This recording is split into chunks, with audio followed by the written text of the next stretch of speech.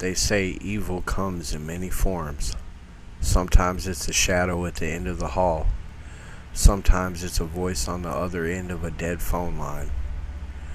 But in Key West, Florida, evil lives inside a doll. A doll that watches. A doll that listens. A doll that remembers. His name is Robert, and those who mock him, those who forget the rules, soon come to regret ever laying eyes on him. This is not a story for the faint of heart. This is the terrifying true tale of Robert the Doll.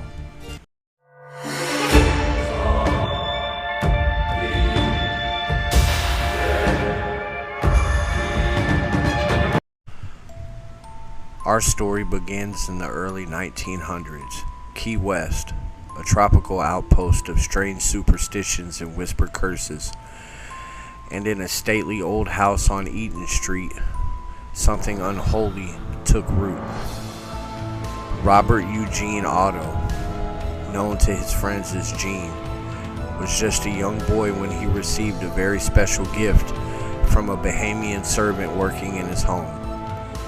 The servant, allegedly mistreated by the Otto family, was said to be skilled in voodoo and dark magic. One day she gave Jean a life-size doll, one she had handcrafted herself. The doll was nearly 3 feet tall, stuffed with wood wool and dressed in a sailor's outfit. His face was hand-stitched, his eyes dark and vacant. Jean named the doll Robert, after himself.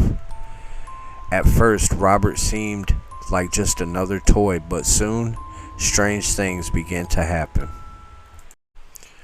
The Otto family would often hear Gene talking to Robert in his room, normal for a child, but what disturbed them was the voice that answered back, a deep, guttural tone that Gene simply could not have produced. Neighbors claimed to see Robert move from window to window when the family was away. Gene began blaming Robert for misbehavior, vases shattered, furniture overturned. He would say only, Robert did it. Gene's parents were alarmed, but powerless.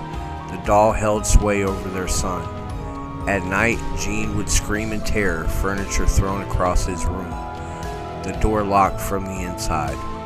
When they finally got inside, Gene was curled in a corner, and Robert was sitting in a chair, watching him. As Gene grew older, Robert was locked away in the attic, but the doll wasn't finished. Years passed. Gene became an artist, studied in Paris, and married a woman named Anne. But the pull of Key West proved too strong. He returned to his childhood home with Anne and brought Robert down from the attic. Gene became obsessed with the doll again, now a grown man talking to it, painting with it in the studio, dressing it daily. Anne began to fear it. She claimed it glared at her, that she would hear it whisper. Visitors to the Otto home reported hearing footsteps in empty hallways. Some say they saw Robert blink. Others felt a cold hand on their shoulder, only to turn and find nothing there. Gene built Robert his own room in the turret of the house, with furniture, toys, and a window facing the street. Children on their way to school would cross the street just to avoid his gaze. Gene died in 1974, alone in the house, with Robert. After Gene's death, the house was sold, and the legend of Robert only grew darker. The new owners reported the same terrifying phenomena: footsteps in the night, laughter echoing through empty rooms, Robert changing positions on his own. One visitor claimed to be thrown down the stairs after mocking the doll. Another reported their dog barking madly at the attic until it dropped dead days later. Eventually, Robert was donated to the Fort East Martello Museum in Key West, where he remains to this day. Encased in glass, but never silenced. Museum staff report strange malfunctions, lights flickering, items vanishing, but more chilling are the letters.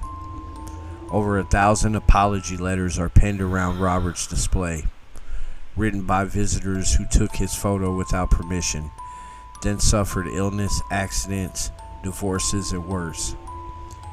Each begs Robert for forgiveness. Skeptics call it superstition, mass hysteria born of suggestibility. But how do you explain the sheer volume of reports, the consistency across generations, the accidents, the sightings, the lingering dread? Some believe Robert is haunted by the soul of a tormented child. Others say the servant who made him bound a spirit to the fabric using voodoo.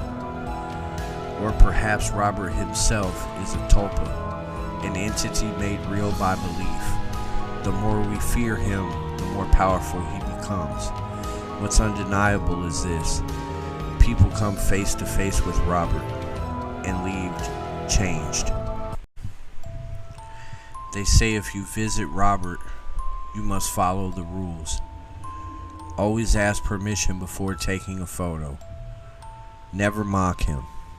And if something strange happens after your visit, if you hear footsteps in the dark, if your dreams twist into nightmares, if misfortune finds you, you know who to blame. So if you dare visit Key West, step softly, speak kindly, and don't forget to say thank you, Robert, or he may not forgive you.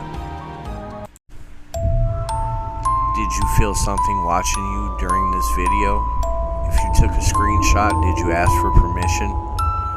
Tell us in the comments if you've ever encountered Robert, or if you feel now like you just might. And if you dare to explore more